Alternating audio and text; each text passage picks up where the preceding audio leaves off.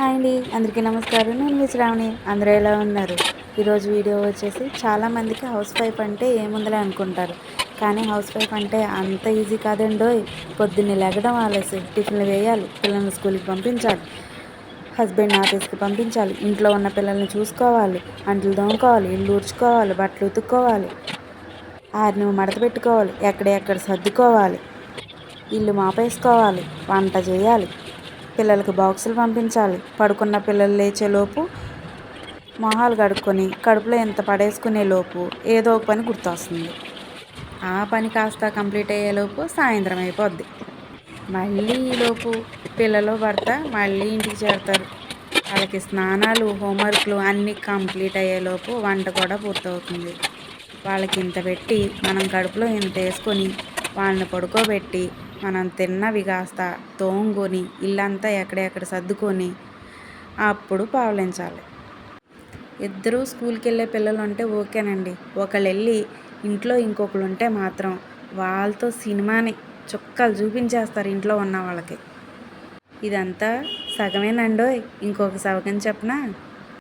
పురుళ్ళు పుణ్యాలు, పండగలు పబ్బాలు, రోగాలు రొప్పులు, చుట్టాలని, ఫంక్షన్లని, ఇంట్లో ఏ ఒక్కరికి ఫ్యామిలీ మెంబర్కి బాగోపోయినా ఒక్కొక్కసారి అందరూ మూలన పడతారు. అప్పుడు ఎంత కష్టంగా ఉంటుంది. వాళ్ళందరికీ చేసి ఆడవాళ్ళు మూలన పడతారు. వాళ్ళు ఒక్కరోజు రెస్ట్ తీసుకున్నారంటే రెండో రోజు లేచేసరికి ఇల్లంతా ఎలా ఉంటుందో చెప్పనా? పందుల కొంపలాగానే ఉంటుంది. గందరగోళంగా ఉంటుంది ఇల్లంతా. లేచి చూసేసరికి అబ్బా ఈరోజు ఎందుకు రెస్ట్ తీసుకున్నామా అనిపిస్తుంది కదా. ఇవన్నీ బ్యాలెన్స్ చేసుకోవాలంటే ఆడవాళ్ళకి ఎంత కష్టంగా ఉంటుంది. వీటన్నిటిని దాటుకుంటూ వచ్చేటప్పుడు ఎంత మెంటల్ టెన్షను, ఎంత చికాకు, ఎంత కోపం, ఎంత స్ట్రెస్ వస్తుందో. అయినా సరే వీటిలన్నిటిని భారం అనుకోరు, బాధ్యతనే అనుకుంటారు. అవునా కదా? హౌస్ వైఫ్ జీవితంలో ఇంత జరుగుతుందా?